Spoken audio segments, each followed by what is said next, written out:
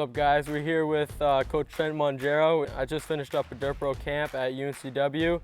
He's a great coach, and he played here as a Division I shortstop. And I keep coming back to these camps and learning new things each time. So let's get to it.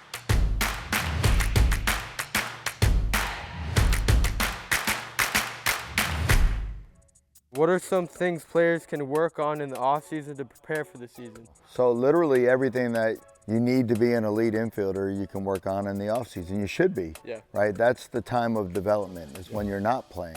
So the whole goal is to be ready for the season. And so everything you need to be elite, like we talk about at camp, you can work on the fundamentals for your feet, you know, your hands, your arm stroke, you know, accuracy and arm strength, and then you can improve your IQ. But the big thing is really developing a routine where you're being efficient with your training. So everything that you need to be great, you can literally work on in the off season. Awesome.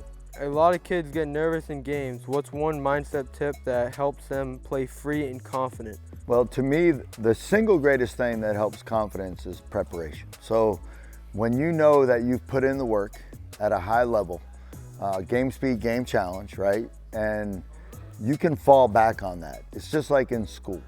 If you've prepared for a test and a difficult subject, you truly have put in the time and studied. You might be nervous, but when you get in that test after the first question or two, you're like, yes, yes, right? I know it, I know it. You get through it and you do well. The game is the same way. It's a different kind of test. It's a competition. So if you're prepared, then ultimately that helps you succeed, and it also reduces your stress levels. But there's other tips above and beyond, because even when you're ultimately super prepared, the human element enters in. And we all want to do well, we all want to perform, and fears and doubts, and you know, you might be struggling that time of the year. So it's a super mental game. And having focal points and all of that too. That's 100%. Focal points and control your breathing, right?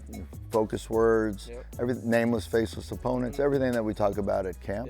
Those are all little strategies, and you have to know what works best for you. So it's not like you got to pull out the whole repertoire of things when you're in a moment. But everybody's different. You got to know what's going to be effective for you. That's great. What are some of the drills players can expect to learn at your camps, and why do those drills matter in games? Well, the big deal to me is we want our drills to be authentic and transferable. So when we implement what we do at camp, I simply ask myself this. I say, if I had my son Taber, who was a Division I shortstop, when he was growing up, if for some reason somebody said you only get 2 days in your entire life, or 3 days, a 3-day camp, okay, in your entire life, what would I give him? Like, why? Like, so obviously you got to boil down somebody like myself that's lived in this world of infield play and development and training, you know, what are the core things that I would give them? And that's what I give at camp. So they're authentic. So, you know, individual routines, partner routines, catch play routines, and then the mental game and all the little talks that we do that are anecdotal to help create a complete player mindset and approach. And that's what we give at camp. That's awesome. When it comes to infield work, what do you see young players rushing too much that they should slow down and do it right?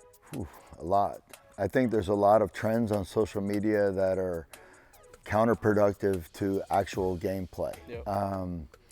I see a lot of drills that I kind of wonder why. And just like I had to talk at the end of camp today, like, it's not like I think I got all the answers, but logically I have a hard time looking at what they're doing and seeing the benefits, or there'd be better bang for your buck to do other things, you know what I mean? It's kind of like a meal. You want to focus on the core part of the meal, and then you have like your a la carte desserts and different things. I think people get hung up on the desserts and they lose the meat and potatoes.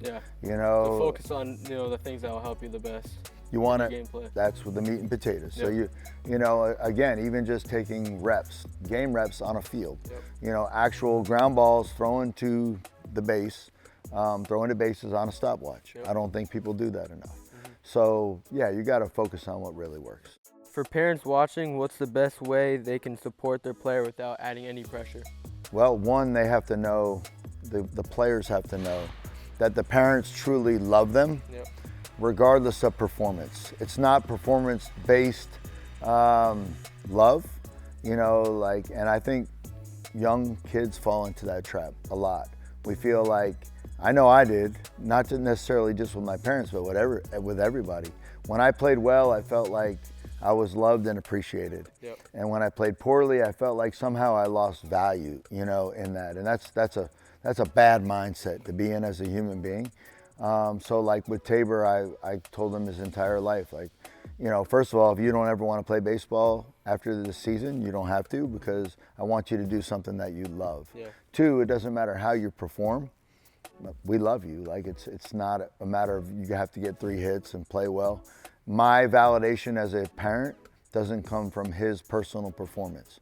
I don't get more worth if he's playing well in my social community. And I think a lot of parents, they kind of attach their own personal worth to their child's performance. Like, if their child's a really good player, they somehow think that puffs them up. Yeah. That's a dangerous place to be as a parent. So I think we got to boil it down and support our kids and you know, support them, but not pressure them. And I mean, to me, that's the key. Thank you, Coach Mongero, for answering some questions. My pleasure. And hopefully you guys can come out and check out some of his camps, because these camps are awesome and you'll learn a lot.